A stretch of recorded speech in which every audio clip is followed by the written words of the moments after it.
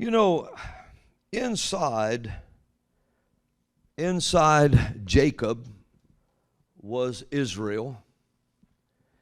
Inside every man is a spark.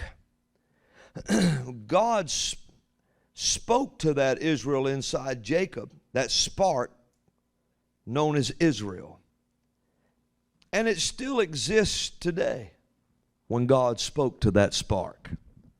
Imagine your spark has a name. Are you listening? Your spark has a name. Your spark has a name, it has a title, it has a future, it has everything. That spark that God placed on the inside of you. When did that spark come? Well, the particular spark I'm talking about came at conception, at your conception. You know, there is a spark, and it's been proven now on video. There is a spark of electricity when that seed and that egg collide. It lights up, and it's just a spark like a light flashes. It's God. God has come to visit your baby shower. He's come. The spark has to be recognized. God recognizes it. And watch this. He tries all your and my life to get it from the inside of you to the outside of you. That spark He put in there when you were conceived.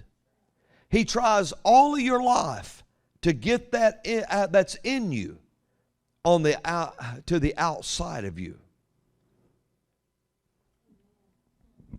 You know, let me say it this way. You know, they say this, and I was watching this on a science thing, and they said that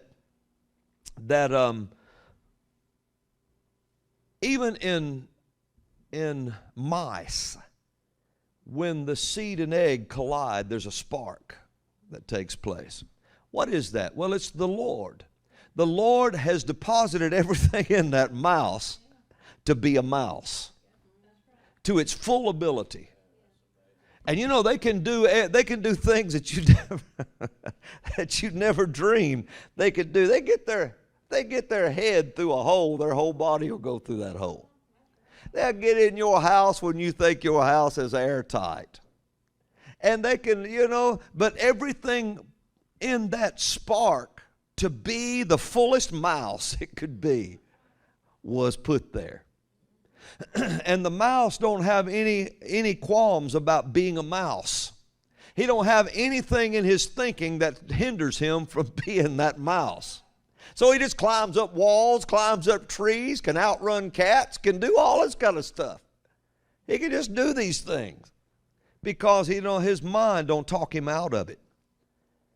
Now, in a human, which is far above a mouse, Jesus said a human is far above a sparrow. He said, you're worth many sparrows.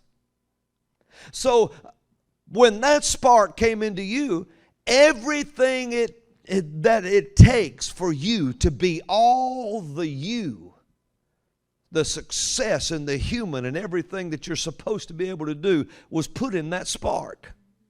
The only thing, the enemy knows this. He knows that it's hard to talk a mouse out of it because his brain is so tiny. But he can get into a human's head and start talking them out of being what God called them to be. And they get to thinking in their mind, I can't do this. I can't do this. Why, I can't have that kind of income. Why, I can't marry this kind of person. I can't have a new life. My family's been poor for all these. And all of them were hindered in their thinking because at that conception, God visited you. Now, I'm trying to, as we say, I'm endeavoring to get this across here. So he recognized and he tries all your life to get on the inside of you, from the inside of you to the outside, what he put in there. The enemy sees that spark flash in the middle of the darkness. Now, you have to understand something. Well, the darker something is, I know people say, well, we were born in sin, Brother Robin. Yes, that's true. Everyone was born in sin when they were born with a sin nature. But in the darkness, that flash is really seen. It's really seen because you could turn off everything until it's dark as the inside of a dinosaur, and then suddenly one little spark of light, and you couldn't hide it. I don't care what you do. And so when that spark comes, the enemy also saw that spark. Now you have to remember something. He sees the spark in the darkness. He knows that spark will be motivated forward and will be recognized by the creation if it can ever get outside. See, all of creation recognizes what God has called you to do. And if he can get a dark heart to use that spark for him, then he can actually use the power of light to get the things he wants. Did you understand that? Did everybody get that? That if he recognizes that spark, now, if he can keep that person away from Jesus all their life, that ability and that one little spark is still there. You see a lot of people use that on the dark side. And so the enemy knows that if he can ever get use of that spark without you using it for God, then he will use the power of light to get the things he wants. So he can use it to manipulate, to do things that spark was not meant to be used for. As electricity can be used by the good or the dark or the bad, so can the spark inside you.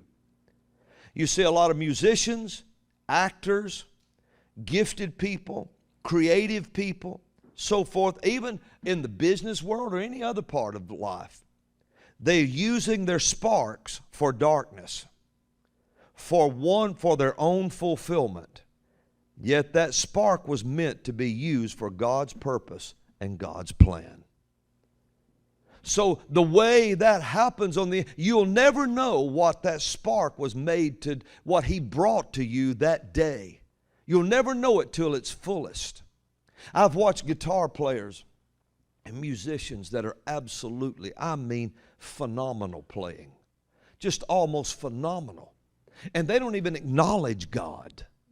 The enemy's got them acknowledging the universe and the energy that comes out of plants and all this kind of stuff, some kind of new age thing, and yet that talent they have did not come from the enemy. The enemy's using that spark for his own good. And he'll use it inside his own plan, inside what he wants. And some of the best hidden lights in all the world are hidden in very dark places like nightclubs and bad movies and bad dark songwriting and dark business dealings and all kind of manipulative banking and all this kind of stuff. And all these were gifted people.